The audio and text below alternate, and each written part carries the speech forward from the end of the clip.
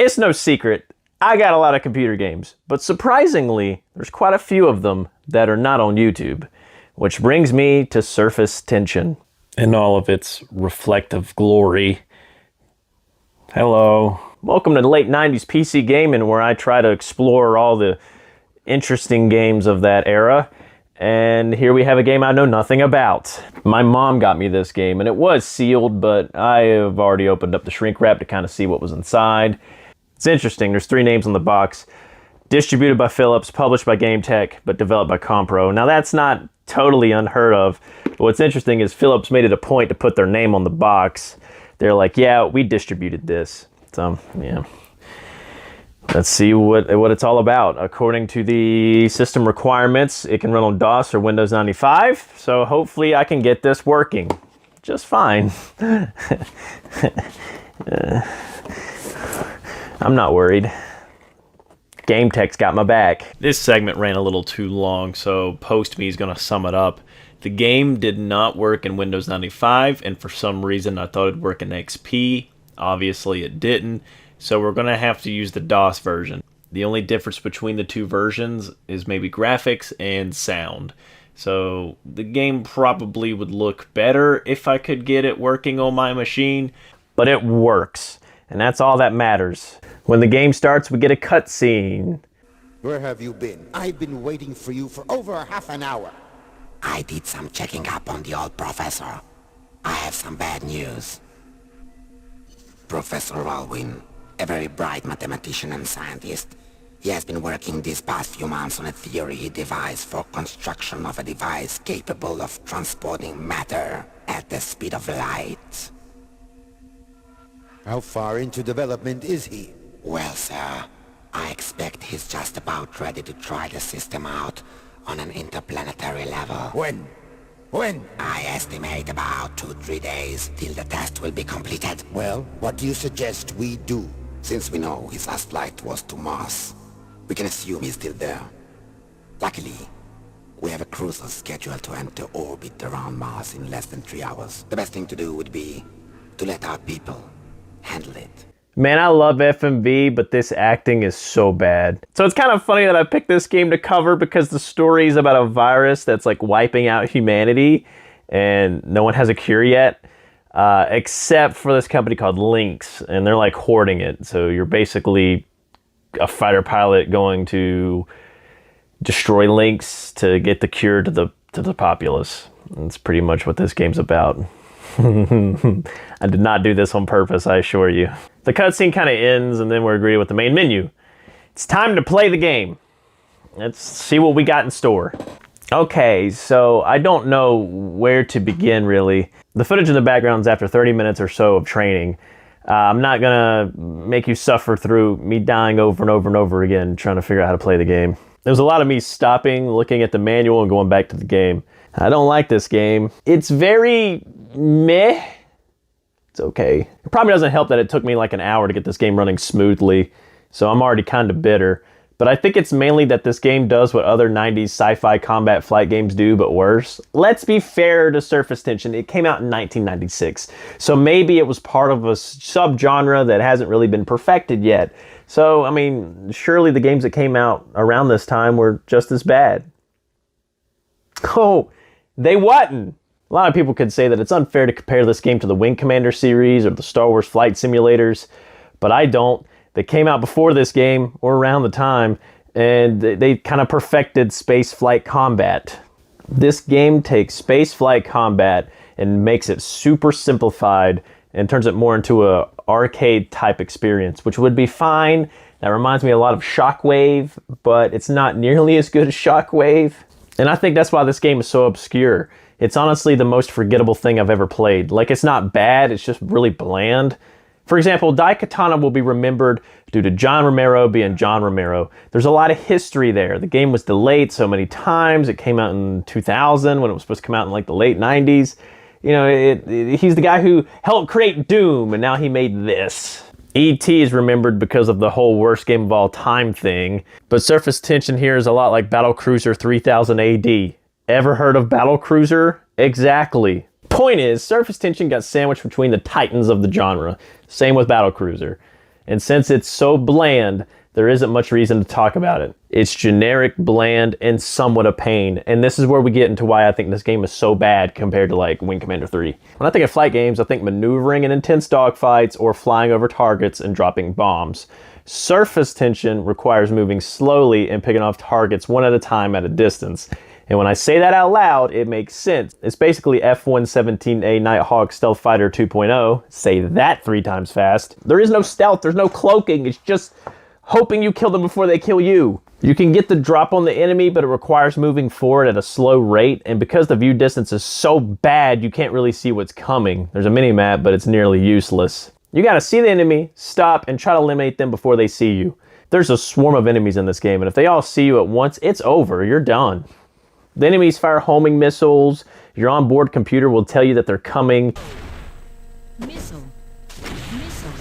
You have decoys that can deploy to deflect said missiles. However, you only have so many. Same with your own missiles. Just creep forward and painstakingly take out one enemy at a time. In Stealth Fighter 2.0, you have range and the element of surprise. You may not see the target, but you can totally send a missile to destroy it. In Surface Tension, it's all about fighting the view distance to kill as many targets before they give chase. Anti-air defense requires outranging. If you get too close, then they'll shred you to pieces. The only forgiving aspect is auto repair. Turbo boost out of there and your ship will repair itself if you can avoid combat for a bit. However, this creates a nasty trend. Peek, shoot down enemies, take out the remaining targets, you will be damaged, so fly away and wait for repairs. This is just so generic that it hurts. If you pull up the map, you'll get objectives, and this is the best part of the whole game. After completing the first objective, it turns into an open world map. You can complete the objectives in whatever order you want. This is definitely my favorite part of this whole thing. It isn't linear. It's like Battlefield Bad Company 1, open map with objectives to complete. The map doesn't really tell you how to complete the objectives, but it usually boils down to just destroying something or deploying the probe. So some objectives require entering buildings. You lower the vessel, drop the probe, and drive it into the building. This is kind of neat. This is going to be awesome. I bet when I enter this building, I'm going to control it and like explore, right? Okay, so cutscene. All right, this cutscene's going kind of long. Oh. I didn't get to explore the building. This game sucks! What's the point of the probe? Why? Why even include this if I can't even get to explore the buildings? What kind of bull is this nonsense? Why? Also, why is my ship rocking? Whatever, let's just try to complete level 1. Alright, taking out the enemies. Need to retrieve something from this building. At least that's what the objective makes it sound like I need to do.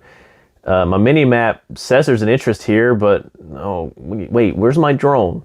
Oh yeah, I forgot to pick it up. There's a certain button you have to press when you get your probe back. If you don't press that button, you just switch what vehicle you're in control of. Time to find it. I wish it appeared on my map, but thankfully I remember where that building was. Alright, so I got the probe. Flying back. There's an entrance here. Driving the probe around, crashing in some walls, hoping I find this entrance. That looks like an entrance, but apparently it isn't. Okay, where am I supposed to go? I cannot do this anymore. It's so annoying. It's so bad. It's so generic. Point is, this is the blandest space combat game out there. No wonder it was forgotten. No one bought this or even remembered it. Well, I have it now. And this is a way to remember it, I guess. Look, I don't believe in games being covered up. I started CD-ROM Fossil with the whole goal of preserving stuff like this. However, I can completely understand why this game didn't even make the space combat list on Wikipedia. There's a lot of mentions of this game, but no real info. First, you got Moby Games here. Moby Games has reviews, 3 of which are the only ones in English. Gamespot's the only one with a redirect. The review is short. They gave it a 6.8 out of 10. I agree. Other than that, nothing but release date and developers. DOS Game Archive has a page for it. They link to the archived webpage of the game. The graphics look much better. They're probably displaying the Windows version. Too bad my game couldn't look this nice. On the archived products page, I can see this game sold for $20, which is honestly pretty cheap. This is a 1997 snapshot, only a year later. Extreme Boards and Blades costed more than this in 1999. Yeah, Surface Tension is cheap, which makes me think that maybe this was a budget game. The developer is Compro Games. I never heard of these people, and I can only find 3 games of theirs, one of which has some terrifying box art. This game actually has a few videos on YouTube, which is surprising, but unfortunately, it's not nearly as trippy as the box art. Can't stop looking at it. There is a post on AccurskedFarms.com, and if you don't know what Accursed Farms is, there is a YouTube channel, and it's ran by a guy named Ross Scott. That channel got really popular for Freeman's Mind. It's basically where he kind of pretends to be Gordon Freeman during the Half-Life series and what Gordon Freeman is thinking. It's kind of funny. But he also has a series called Ross's Game Dungeon, and it's where he films some really obscure games. I mean, not all the time. He did like The Crew, for example, but he has some games on there that I've never heard of, that no one's ever heard of, and he's even beaten a few that don't have any endings on YouTube. Anyway, there's a forum where people can kind of post about obscure PC titles, I guess to give Ross Scott ideas or just to talk about them. And this guy has a post about it, but no one's replied to him. And it seems like he kind of likes the game. He even mentions how good the soundtrack is. I'm sorry.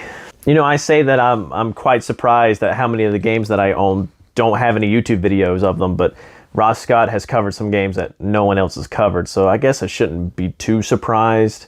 But it's still weird. You'd think with how big the internet is and how many people are on YouTube that there would be more, you know, games being covered. So no one really dives deep into obscurity. Probably because they're a pain in the butt to run. Sometimes I regret my choices of games to be obsessed with. I should make an account and resurrect this post. Be like, yeah, man, I put the gameplay up. But he might be disappointed that I don't like the game. Well, that's about all the research I did. Compro Games doesn't have a Wikipedia page, and I couldn't really find them anywhere on the archives. Cyclemania, one of their 3 games, has a Wikipedia page, which is weird because it does, but not Surface Tension. Like, why is Surface Tension so neglected? Like, at first I thought it was because it's not a good game, but Creepy Net Zone and Generic Bike Game both got archived. I feel like I'm losing my mind. I think it's because I was hoping this would be a hidden gem, but usually when games are forgotten, they're forgotten for a reason. But yeah, I'm going to end it here. I'm Elijah Moon Blackwell. This is late 90s PC gaming, and we're going to go back to the game I wanted to make this episode for originally, but, you know, Pod Racer came out, so I rushed that, and then my mom got me, See you in the next episode of late 90s PC gaming. I'm going to go lay down.